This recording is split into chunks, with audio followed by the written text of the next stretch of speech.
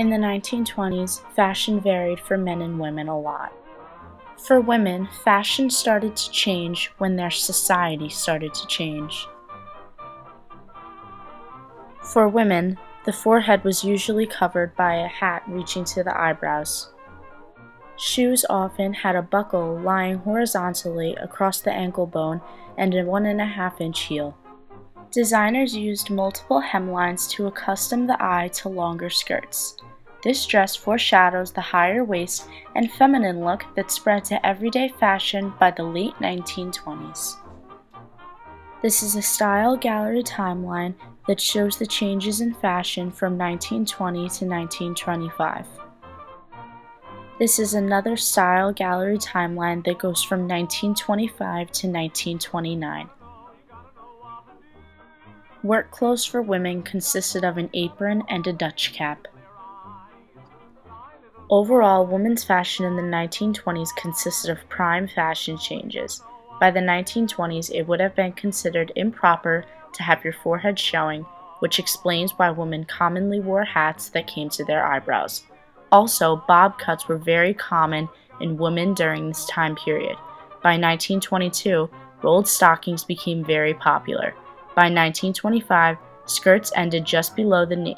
Tunic tops and sweaters reaching the hips were very popular. By the time 1929 came around, knee-length pleated skirts and dropped waists were still as popular as everyday clothes, although Paris designers were already showing longer skirts and higher waistlines. Like women's fashion, men's fashion also had a lot of dramatic changes throughout the 1920s. Men would typically wear suits in everyday life throughout the 1920s. The pants generally had cuffs at the bottom, and the jackets typically had 2 to 3 buttons.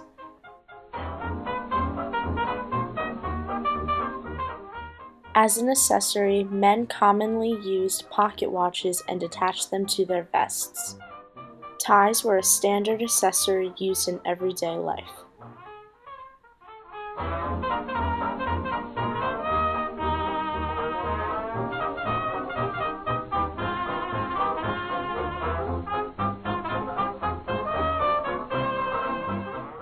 For children who were girls, knee-length dresses were a common thing with anklets.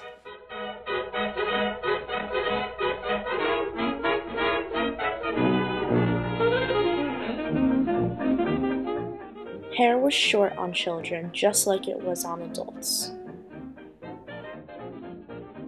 Unfortunately, not every child was so fortunate to afford fancy dresses. For those who were a lower class and lived on farms, longer skirts that went to the knee, along with high knee socks, were commonly worn.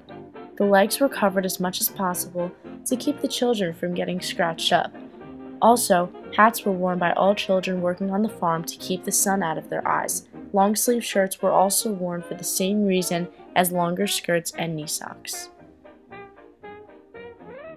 Young boys were commonly dressed like their fathers, with a hat, jacket, shirt, and tie.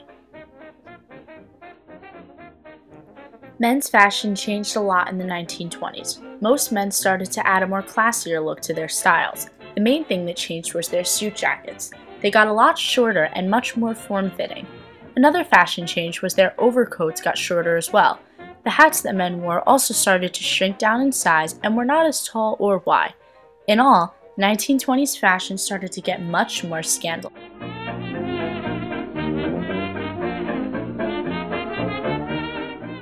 As I said earlier, women's fashion started to change when their society started to change. In 1920, the 19th Amendment was added to the United States Constitution. It gave women the right to vote, which conducted a drastic change in the United States. My heart is breaking because she's making a plaything out of my devotion. That's the way I feel today. And you know, without any warning, or at least a word to say, fashion changed drastically from the 1920s to modern day 2012. How, you may ask? Dresses got shorter and tighter, the forehead no longer was required to be covered, and heels were generally higher than 1.5 to 2 inches now. They are usually 4 to 6 inches standard, sometimes even higher.